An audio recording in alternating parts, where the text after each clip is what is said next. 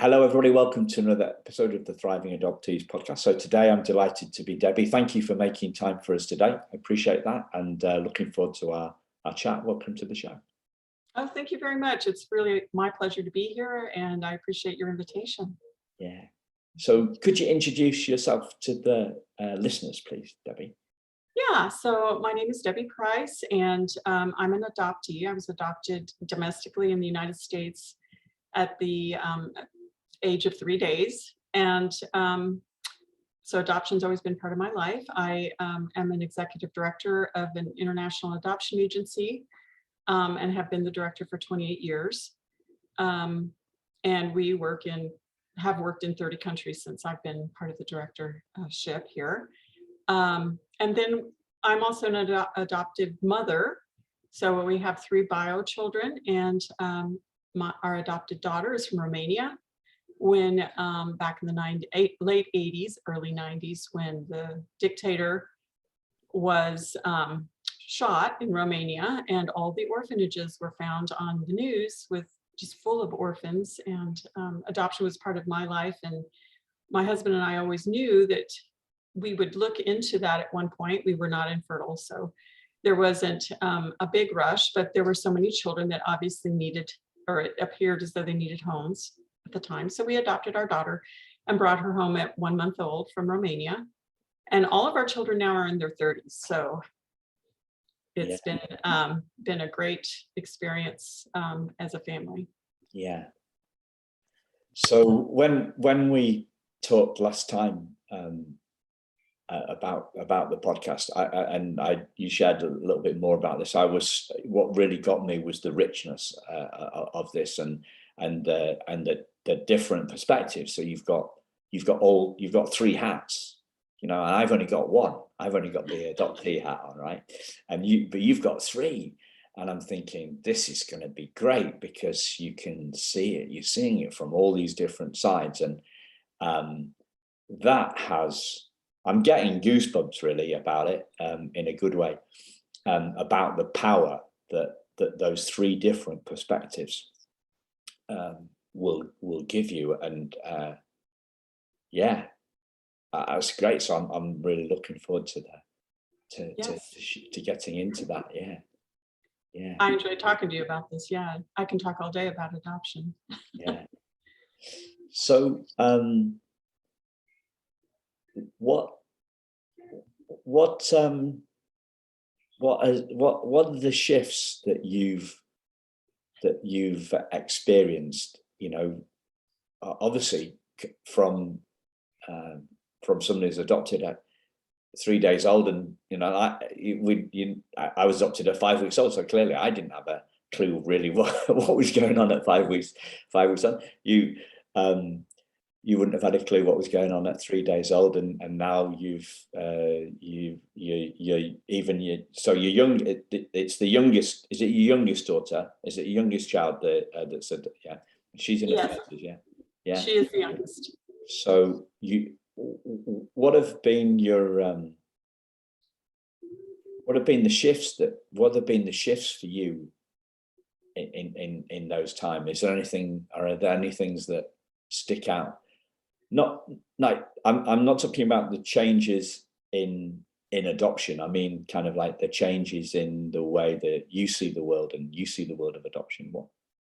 What have you seen differently over those years? Well, and of course, there's a couple of different worlds. There's the international professional side that I see that changes all the time. But from my personal perspective, we try to, if this is answering your question, we try to approach our parenting of our daughter from Romania a little bit different than it was approached with my upbringing, because I didn't know I was adopted until I was in 1st grade. And in fact, I learned later that my mother actually never wanted me to know, but my father insisted that I be told.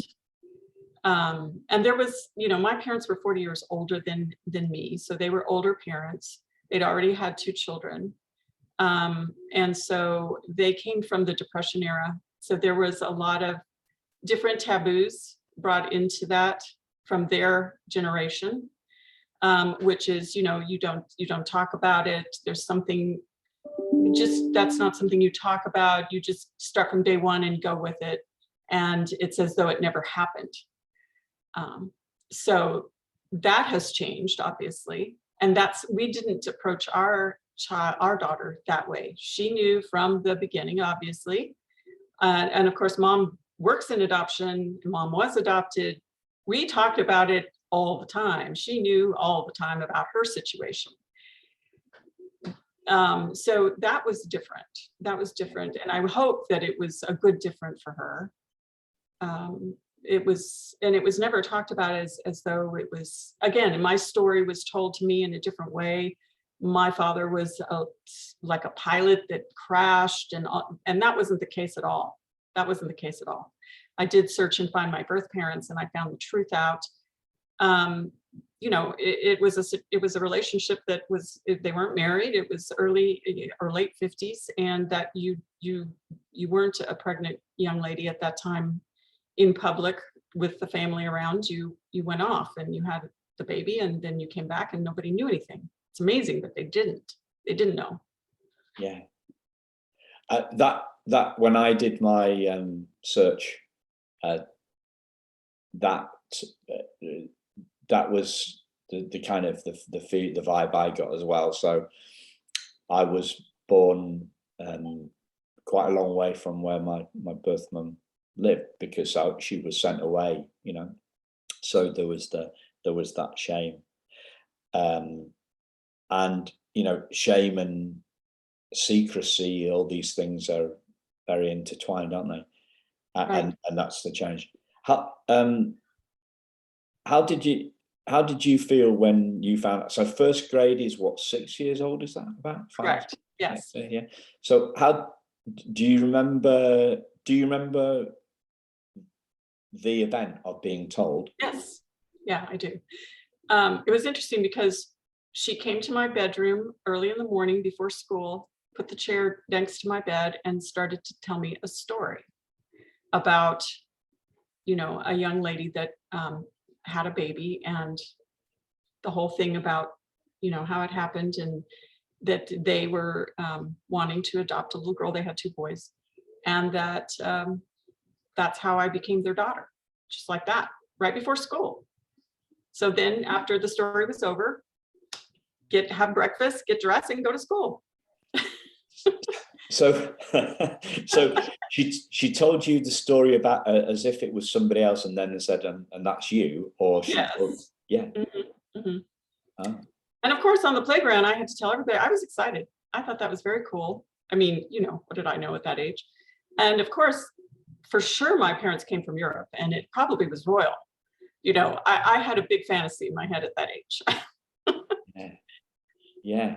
So my mum and dad told me, or they told me with the aid of a storybook as well, a story, but it was actually a storybook.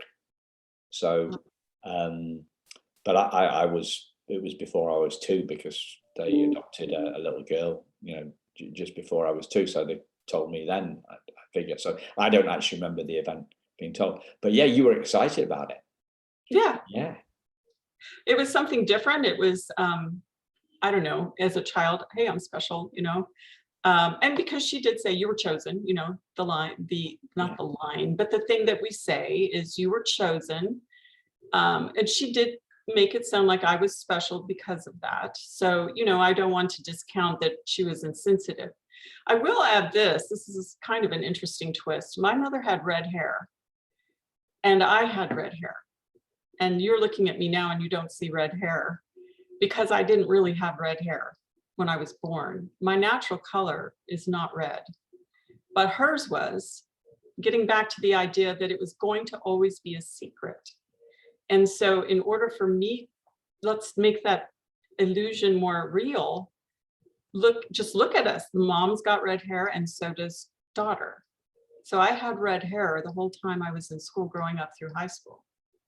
In fact, my classmates now, when I go to reunions, they're like, they look at me like, you had, and I said, red hair, but I didn't really have red hair. And they look at me like, okay, I don't know what you're talking about.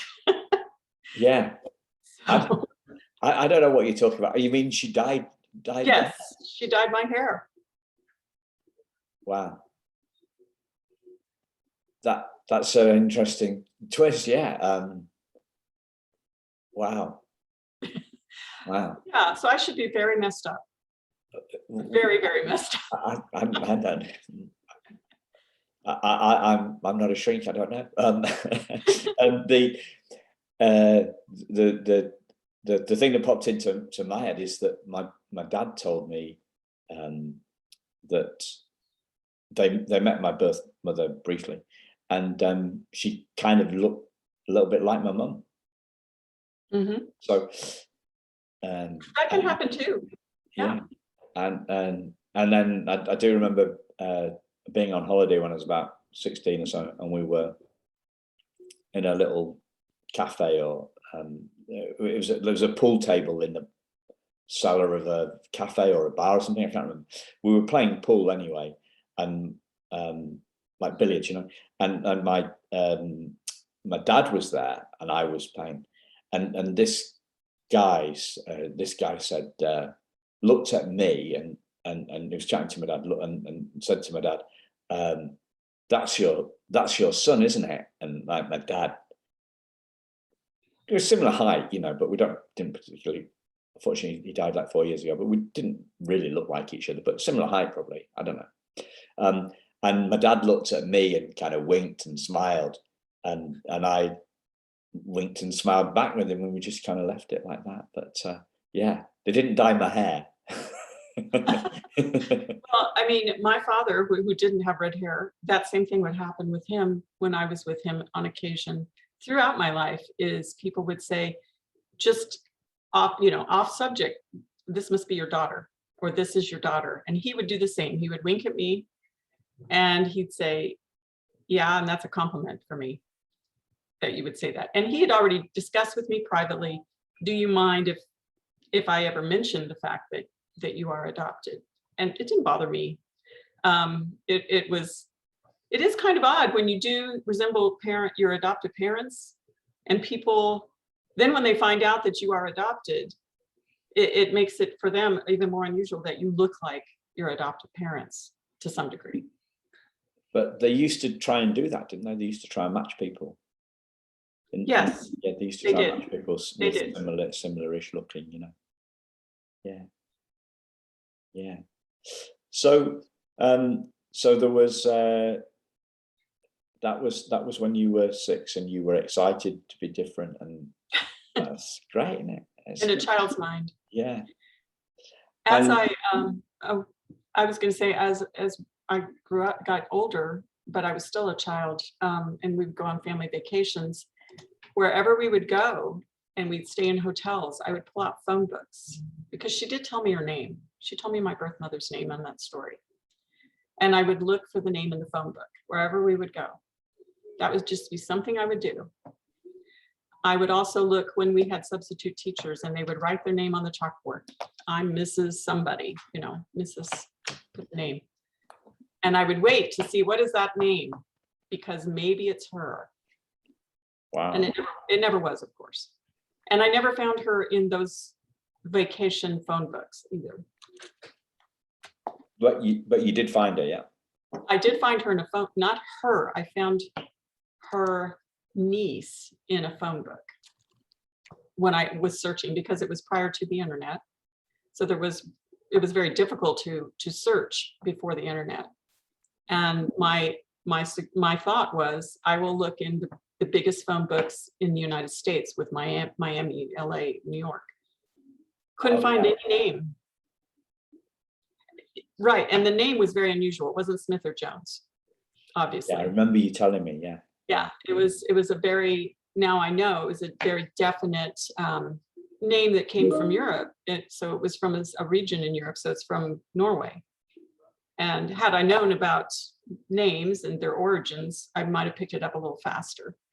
But I didn't. So thankfully, she had a different name. And I couldn't find him in any of the big phone books. I found him in a very tiny little phone book. And it was her niece, which led me to my grandparents, which led me to my birth mom. Yeah. And you were so you were excited at 6. You were excited to be Yes. adopted. Did have you had any, like I've talked about my great adoption experience, punctuated by a couple of real painful instances. Like, were you okay all the way through, or have there been some ups and downs, or did your ups and downs did your curiosity lead you to the search, or was it, were you struggling, you wanted answers, or how have you been on it? Yeah, I always knew that I would search. Obviously, I was thinking about her on my birthday, and it wasn't something that I was, depressed the whole day, or, having my trauma at that time. It was just something I thought about, and then it left. It wasn't something I was obsessed with, except that it happened every birthday. I thought about it as I got older. And I wondered where she was or how things were. I knew I would do it, but I wasn't in any urgency, and I couldn't quite understand why I didn't have that urgency, but it didn't matter. It was fleeting. So I was actually pregnant with my second child when I realized I was pregnant at the same time she was with me. It was the same exact pregnancy time. And so that was kind of, thought-provoking. And then I had to go to yet another doctor's office where you have to mark through family history, because you don't know. You can't put, oh yes, there was a history of heart issues or cancer or anything. I don't know. And that's when I thought, you know what, it is time that I stop drawing through this medical history for family. And that was really what was the last straw for me, is you need to know this, if nothing else. And I always had also a thing in the back of my mind that if I don't find her very soon, she could die. I could miss the opportunity. I don't know why that was a little bit of a concern for me all the time, but it was. Yeah. And how was the reunion when you found her? Well, it took me a while to actually I got past it would have been my cousin, and I didn't tell her what the real purpose was, because I wanted to be sensitive to the fact that maybe nobody knew. Maybe she kept it a secret. Maybe she's married now and her husband doesn't know.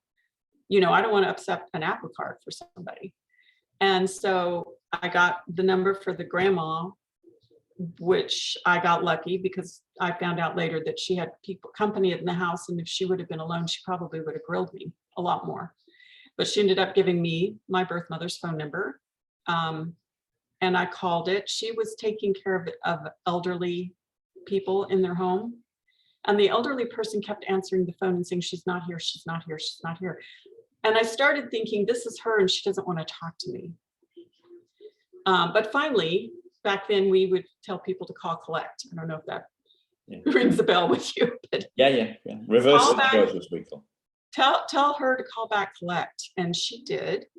Finally, I did get a call back, and she, I said, hello, and she said, this is Beverly Sandaker, which was her name, very unusual.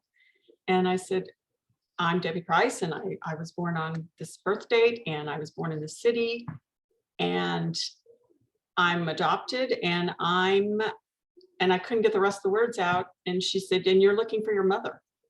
And I said, yeah. And it just, after that, it was like immediate. We talked on the phone for probably 2 hours straight. It was like me talking to an old friend, but actually I was finding out about me and about how it happened.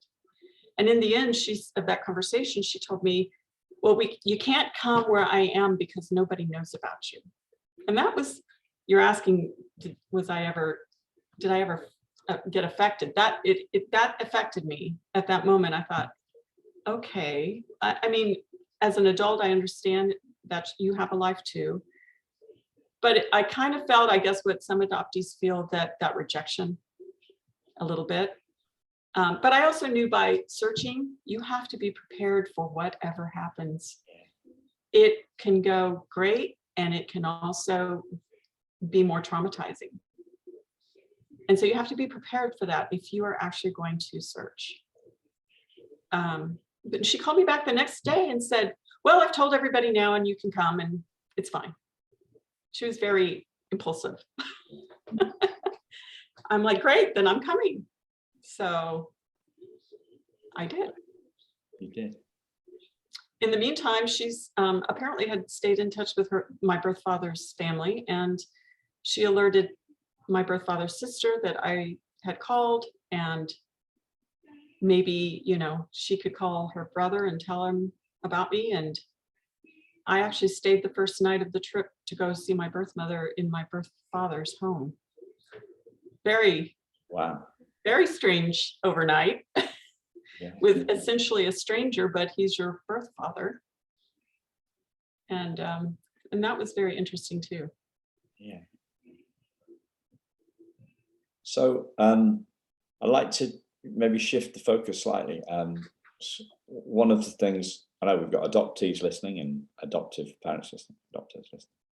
And when I started guesting on podcasts about this time last year, before I had a podcast on my own, they were like really, really curious.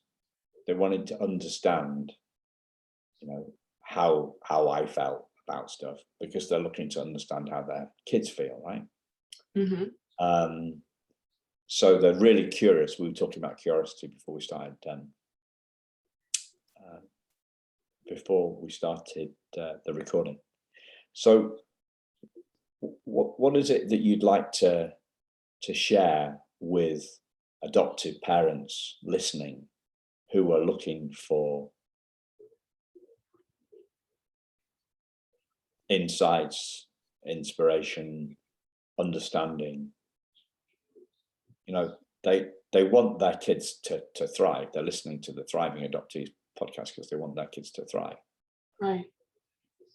What I'm trying to give you a broader brief as possible, really, for you to share what you'd like to share with adoptive parents listening, in terms of what's going on inside their heads and hearts, and what you think adopted parents need to know to help their kids thrive. I wish there was a one answer that fits all sizes. There really isn't, because my experience and how I felt about the whole situation in my life, and how I dealt with it, and the people that I met that were my birth bio family at that point, is not going to be something that you can say, okay, that's how it works, and we'll just cookie cutter it, apply it to everybody. I was a baby, and I know that there is some trauma that happens with birth mothers, that they can be taking drugs, have experienced a rape, or a lot of trauma that they experience while they're pregnant, that can come through the child, and then that child is having trauma that maybe came through from the birth mother. There's also trauma, obviously, with the children if they're in orphanages or they've been in foster care a long time. Adoption doesn't happen because it's a beautiful world and everything's perfect. Adoption happens because children have had trauma in their lives, either before birth or after, that the mom had to make a decision, something happened to her. And so, to answer, all I can say is, the training that, if you're, depending on the age too of your child, there's going to be life history written on their pages. They are going to have experiences that they carry into your home and their life. And so you need lots of training, lots of, be very hungry to learn about trauma and to learn about adoptees from very many different authors, because I can't tell you, this is what you do and it will work out. It's not like making a cake. I have people that work for me who've adopted, and their children are in therapy all the time. They're running away from school.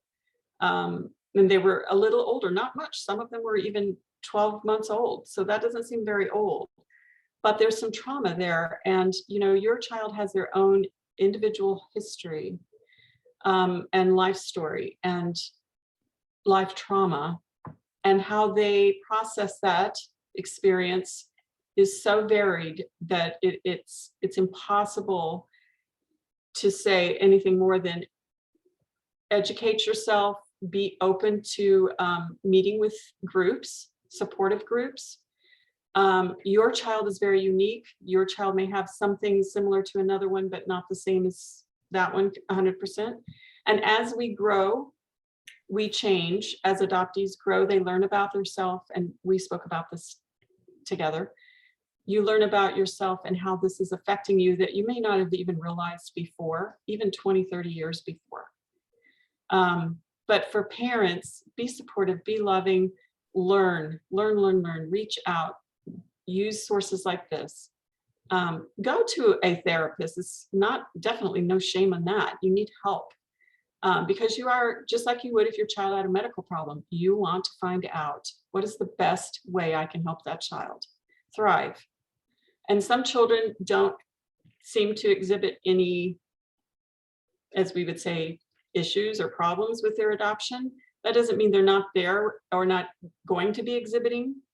So you may not feel like there's anything for you to do more than love that child and just have a normal life, but maybe when they're 18, it'll come out. Yeah. Maybe when they're an adult with children of their own. I know that when I had my children, I first saw a deja vu moment with my oldest son, which really, it took me a minute to figure out what it was in his face. And what it was is a reflection of me that I had never seen before in anybody else. So see, you have these moments that you may not have for 20 or 30 years. And as parents, be honest about the adoption story, be honest about what led you to adopt. Honesty, openness, love, education. Yeah. What did you learn with your own with your daughter? She had some of the same questions I did. She wanted to know, because I was the first child of my bio mom of 5. She is also the first child born of 3. And she wanted to know, why did they give me up and not the others? And I had that fleeting thought too. And I told her, I said, well, the same thing happened with me. I was the firstborn and she gave me up. And so I did discuss, because I had met the birth mother in Romania after the adoption. Very, very poor poverty. This was right after Ceausescu, the dictator. Dire, she was not married, very young, 18, it's kind of the same story that you get with a lot of birth moms. Dire circumstances, didn't know what to do. That was the best solution. They do what you have to put yourself in their boots. They did the only thing they thought they could do at the moment, whether it was the best thing, the right thing, or the loving thing, it's all they knew to do. And we can't judge them too harshly for that, because we weren't in their situation. And education and all of that comes together that has people making decisions in one moment. Yeah. So how did adopting your own daughter impact what you share with adoptive parents that you're working with professionally? Okay, well, one of the things is, as I mentioned, she knew from the beginning her story. She knew about my story. She knows what adoption is, just part of our world and our family. And I would always travel a lot to these countries, and she would go with my husband and the kids. She would come with us to take me to the airport. Mom's going to many times Romania, which was her country. Yeah. One time we started to go and get into the car, and she backed up and she didn't want to get in the car. And I said, don't you want to come to the airport and say goodbye to Mom? I'm flying to Romania. She said, I don't want to go to Romania. And I said, no, but you're not going to Romania. I'm going to Romania. Oh, okay. Then she got in the car. And it's interesting because she'd gone many times before that and never had that feeling. And what I've seen in a lot of adoptees, especially international, is that they are afraid that they will be returned to their country. She did not want to take that chance that she would be returned. Now, to you and I, we might say, well, that's not a rational thought, but they have it.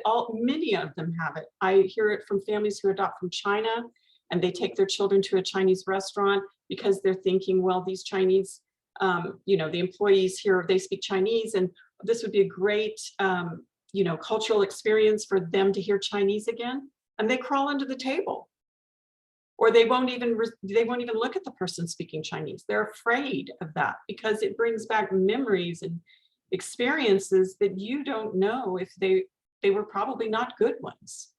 So to hear that language again, I've seen it many times evoke strong emotional reactions, that they're afraid of that language or those people or that place. And they want nothing to do with learning the language, although as adopted parents, we think that's a very cool thing. Yeah. So because I hear this, I've heard this advice, around this subject and the culture stuff, and yeah. So the rule is there is no rules. There's no rule. We encourage it. Why don't you try? And I tell families, we encourage you to incorporate culture, food, language, video, maybe a trip someday. But you have to do that gently and cautiously. If you get response from the child that is uncomfortable, painful, traumatizing, then you should stop. And then maybe a year or two, discuss it. Again, we're talking about different age levels. So you want to be talking to the child on their age level. But just be cautious of that. It might have been a great experience for you when you were there, but that doesn't mean it was for them, and more than likely it wasn't. I've had children, when they finally speak English, say, when I would hear Spanish, my teeth would hurt. So it caused physical pain referred. So it could happen like that. That's something I would caution people about. Yeah. Are there any other best practices that are put out there that you found to be actually occasionally, or what's the word, traumatizing, or Hurtful? Yeah. Hurtful? But that was one of them. Yeah. As I mentioned, maybe a trip could be arranged. A lot of times families really want to bring the children back in connection with the culture thing again. But I have seen children on trips like that who were completely traumatized to the point that when they were taken back to the orphanage as a visit with mom and dad, they actually passed out. So, this is very, very, and you don't know how deeply it is until you get into a scenario like that, because you're at home and that's not going to happen at home, but it happens there. Let's see, best practices other than that are not so great. I just think you have to be cautious of putting everything that your child does on the adoption hook. Well, we're going to hang our hat on that every time they do something. My child has ADHD. She has celiacs. So I could say, well, that's because she's adopted. And maybe there might be some truth to it to some degree. Maybe there's an inheritance factor physically with celiacs. But not because she was adopted, it's because of her genes. So just be cautious not to always say, well, it's an adopted child. That's why. Don't always go to that. Investigate and really find out. Be open to the fact that it could come from a different, children have ADHD who aren't adopted. So think about those aspects. Where is this really coming from? And don't just always associate it with the adoption, but don't discount it either. But I think a lot of best practices is anything that happens to a child that's adopted is because they're adopted. Yeah. This is a fascinating area for me because, well, no, let me just back up first. Like you're making distinction between logic, you know, adult logic and kids' emotions, Right. and I don't know how you can make that any clearer, but it's like we're feeling machines, aren't we? We're not. Right. Yeah, we're and we need to be attuned. Yeah, the whole pin. It's because I'm adopted. I see that in adult adoptee groups, and I just think, geez, I just think this is really, really, the minds are meaning. We're, as human beings, we're feeling machines, and the mind is a meaning machine. We're hanging on the adoption. We're hanging stuff on hook. We're desperate. A lot of us are desperate for diagnoses, and Right. we're desperate for hooks to hang stuff on. And is it because I'm adopted? And I have to say, my view on this is pretty counter the norm. I'm trying to express this. I tried to express it on a podcast yesterday, recording yesterday. I still can't sum it up. Other than to say,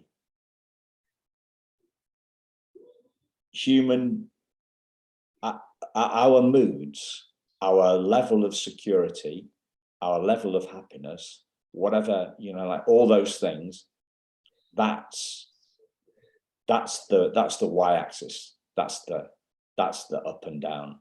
That's what there's a guy called David Hawkins has got a book called Power versus Force. He's got a scale of human consciousness, and we're going up and down that scale all the day. It's from 0 to 1,000, and above 200 is life affirming, and below 200 is life detracting. We were talking about pride, before we started recording. So pride is 180. So pride comes before the fall, right? Right. And just this guy's American. He calibrated all sorts of different things, but the United States Marine Corps calibrates as 180 at this pride level. But Wow. it's life detracting, because soldiers, like UK, this isn't. I'm not saying our soldiers are any different. I'm just saying that he's American. I would imagine that our elite military would calibrate at the same level, but it's life detracting. Shame is 20. Unconditional love is 350, and so the scale goes up. If the scale goes, we go up and down that scale. Mm-hmm. And for me, that's what's going on. And we're going up and down that scale, and we've got each of us has a range. And so if I relate that to my view on being adopted, right? So I can think it was great. I'm happy. So maybe happy is at a scale of 250, right? Mm-hmm. And then I've had those intense moments, like 2 5-second bursts. In my 54 years, I've had 2 5-second bursts of the worst shame and anger, calibrating at between 20 and 50. And they've made a big impact on me. So that's what's happening. We're going,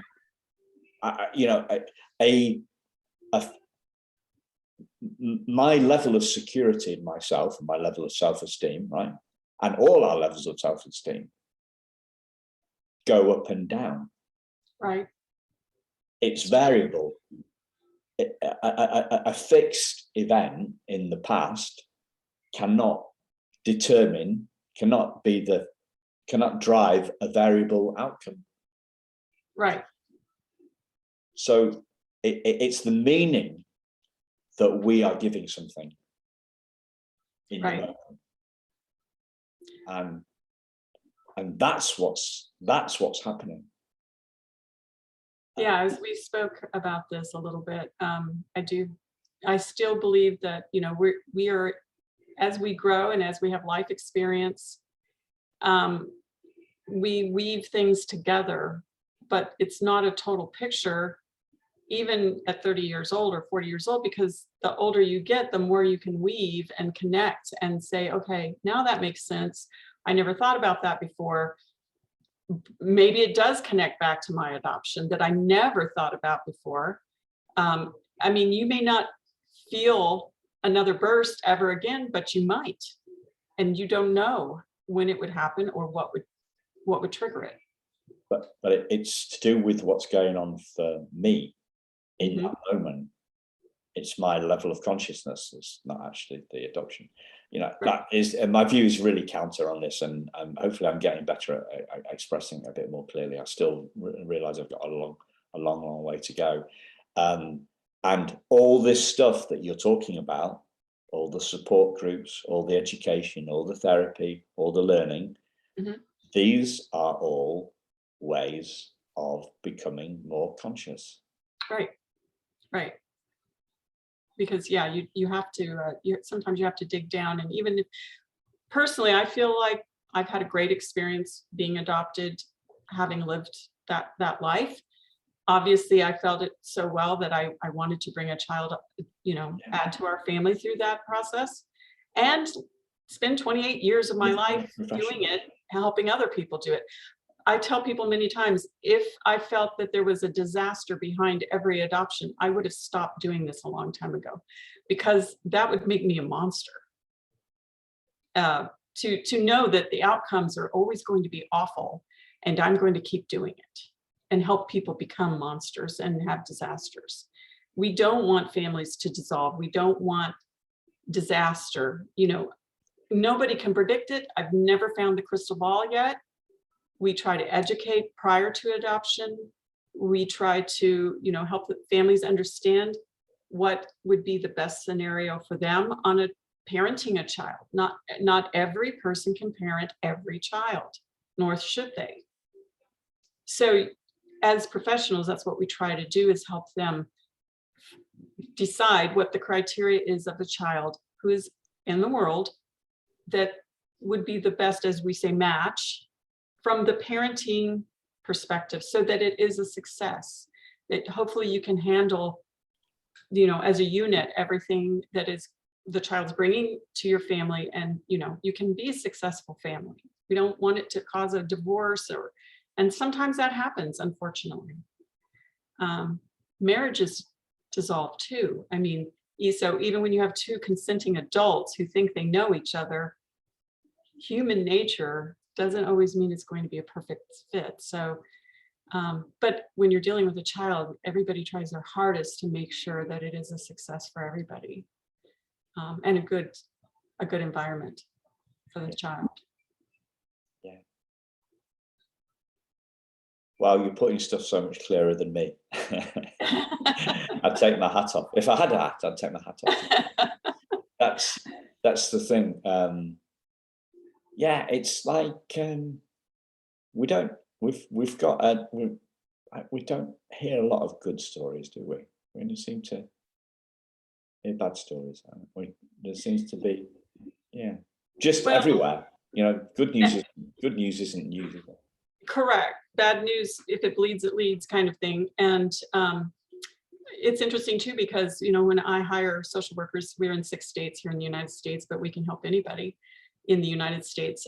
But when I hire them, a lot of them are coming from Department of Family Services. They're coming from the foster care State Department of, foster care and children's issues, and also the unfortunate child abuse sections.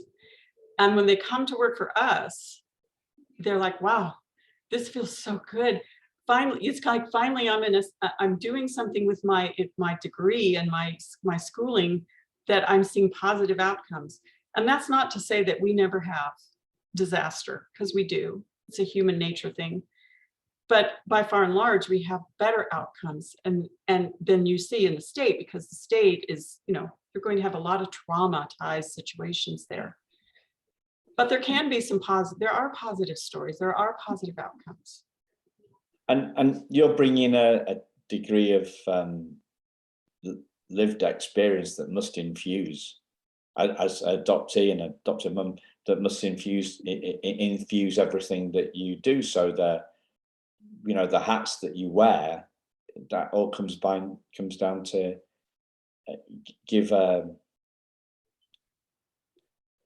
more balanced view of it. I have, the more lived experience the guests on this podcast have, the richer they are, because this is an experience thing. It's not a textbook thing. It's not a. No. Like, it's not one size fits all. It's not one size fits all, and we often talk about the Primal Wound book on the show, largely because I thought it explained everything until I thought it was totally wrong, in my opinion. I'm not going to get into that now. I was talking to another guy yesterday, and he said, "Well, yeah, it's an adoptive mum's experience. It's not an adoptee's experience." And there's so much talk about we need to, adoptive parents. It's their voices that are heard. We need to help. We need to help adoptees' voices be heard. Well. Yeah. But we some of them are so. I think some of them are in such a pickle that they can't voice stuff. Some of them are in a different sort of pickle, and they're voicing plenty of stuff, but they're so angry nobody's listening. And then hopefully there is more and more people that are able to share their stuff, like you can, hopefully I can, more in a more balanced way. Someone was talking, like, somebody said to me, are you for or against adoption? And I thought, that's not the question. Yeah, that's not the question. Again, I think some try to put things in an all or nothing box. And it just is not that. It can't be. It's not an all or nothing marriage scenario in your country. I mean, you have stats on marriages dissolving or thriving, or, and I guess most of them don't make it. Humans coming together, trying to make relationships and live together is not an easy quest. Yeah. And we all bring back our background, or some people say baggage. We bring our stuff with us. Children bring their stuff to the family. Families bring their stuff to the family. We've seen parents who didn't know they'd be triggered by this child. They'd never experienced it before. I don't want to give the impression that it's all rainbows and unicorns, because it isn't. If you need help, some people need a lot of help, and they should get it. Yeah. And they should express what they need. But it's not all a good or all bad. Yes. So one of the things that, when I was looking at my notes from we spoke last time, you ended the conversation talking about mercy and grace, I think were the words that you came up with. And I'd love you to, yeah, mercy and grace. That's what I wrote down. What, because that was like a month or so ago. That's all I wrote, so I can't remember anything of where were you coming from with that? Why did you, what were we talking about? Mercy and grace. I believe that the conversation, when I think about that, is towards the birth mother. You know, when we adopt as adoptees, I'm not sure you said you felt some rage and anger. And I don't know if that was directly, you felt that towards your birth mother. I Or did. just the scenario, the whole situation, and that was just your feeling. It was literally it was two bursts of 5 seconds well, yeah. So one when I was 40 and another when I was 48. And this is an interesting thing, actually, because we were talking about humility, I think, really, in a word before we started recording, like realizing, I was talking about realizing when I'm wrong, right? So I had this outburst of rage, and the lady that I was with said, "Look, I'm a mum, Simon. I don't think it was kind of quite like that." And I saw that she was completely. I saw that she was right. I saw that I was wrong and that she was right. And then the grace came. The grace came probably 8 years later, when I got my adoption file and the letter where I could a letter that she'd written to the agency, when I realized how horrible, that word doesn't do it justice, but you know how terrible her predicament was, how terrible she felt about it, and the fact that it was like I said to her when I was 40, she didn't love me enough to keep me. Mm-hmm. And the lady that I was with challenged me on that, and I thought, yes, you're right. The degree to which I knew she was right was transformed reading that letter from her. Mm-hmm. Mm-hmm. And when you talk about mercy and grace, as you've talked about it now, tears just came cascading down my face, as I felt her love for me in a letter that she'd written 48 years before, that she never thought that I would. She never knew that I would see that. It wouldn't have ever crossed her mind that I would see that letter. So I felt her love for me, and I felt her. I felt the desperateness of her personal situation to have me adopted, and Right. That's another big insight in my life, and an epiphany moment in my life. Of So very many, But I think as adoptees, if we feel, I think it's easy for us to feel that, why was I given up and my siblings weren't? As though I wasn't good enough, so then I was cast off, as though it was a personal, on purpose, she got rid of me because I was less than what she wanted. And that's sometimes what you can feel as an adoptee, is this was personally done to me, I'm not good enough.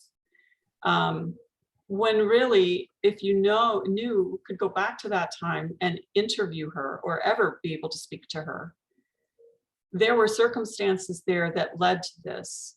And obviously they weren't the best situation. It was a it was a crisis for them. Maybe it has to do with their education. We know that we work with orphans who their mothers have true mental problems, psychotic or whatever. And so you have to know the whole history of the birth mother to be able to say, this was not done on purpose. This was not because I was an awful person and she just cast me aside. I've rarely seen any, and we don't know all the stories of our children that we place, but we know many of the stories. I've rarely seen that to be the case, that it was, you're this hideous child that I must cast off. And I think we internalize that. We can too easily internalize that to be the truth. Yeah. Because we don't know, because we're missing the story until we find the story of the birth mother, if we ever find it, like you did. And that set the story straight. But some people, unfortunately, will never have that personal letter or meeting. So I've done all my exploration of this consciousness stuff that I'm talking about with non-adoptees, right? And they don't think they're good enough either. It's part of the human condition. Not thinking we're good enough is a human thing. Mm-hmm. Yes, it's a human thing. We don't have we don't have the monopoly. I said this yesterday. I was doing a recording with an Aussie guy, then said we don't have the monopoly. We don't have the monopoly. Adoptees don't have the monopoly on not feeling good enough. But we've got the word I use is we've got incontrovertible. Sometimes we've got incontrovertible evidence that we're not good enough because we weren't kept. But just because we believe it, it doesn't mean it's true. right. So for me, the ultimate thing that any adoptive parent needs to know is getting their kid, helping their kid to see that they are good enough. Right. It is the ultimate thing. That's right. That sense of self, and I'm going, when I say sense of self, I mean at a deeper level than culture. You know, Mm-hmm. I mean who we, you know, that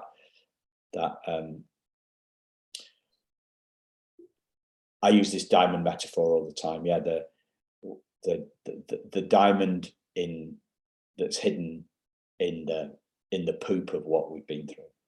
Like, not we as humans have been through. We've all been through stuff. Mm-hmm. Right. We're born diamonds, and then the diamond gets obscured by the stuff that we go through. It gets obscured by bullies telling us that we're not good enough, or that whatever, you know, it gets whatever. All everybody's got a different reason to believe that they're not good enough, and I call that the poop. And then we've got the you know, poopy feelings, poopy thoughts, poopy self-concept, whatever, poopy ego. All these different things add extra layers that obscure the diamond. Right. But don't change the diamond. I agree with that. Humans have to have answers. We need to make sense of things. And so in absence of evidence, we make our answer. And our answer was, I didn't get to stay with my birth mother, so it must have been me, or she didn't love me enough, and therefore I was adopted. Because what else, there's no other answer. I have no other evidence, right? So I'm going to make that the answer. So I have an answer. But from that answer that I've made, then that's going to cause the way I think about myself to evolve. And, you know, and again, there are a lot of things involved. There are a lot of, especially now with drugs and alcohol and things like that, that affects children too. So it's not so simple as just I was adopted. That also goes hand in hand with, and now I have fetal alcohol syndrome because she drank or she smoked or she took drugs. I was a crack baby. All of that affects. So it's very complicated. We don't want to discount people's experience and their associated, what brought them to this mental decision of how they thought this all happened. Wow. I'm conscious of time. Is there anything you'd like to close with? No, I just appreciate this opportunity. As I said, I can talk all day and all night about adoption, and it's a passion for me as well as my life. And I hope it's helped somebody out there that maybe they've heard some things that maybe will help them out a little bit.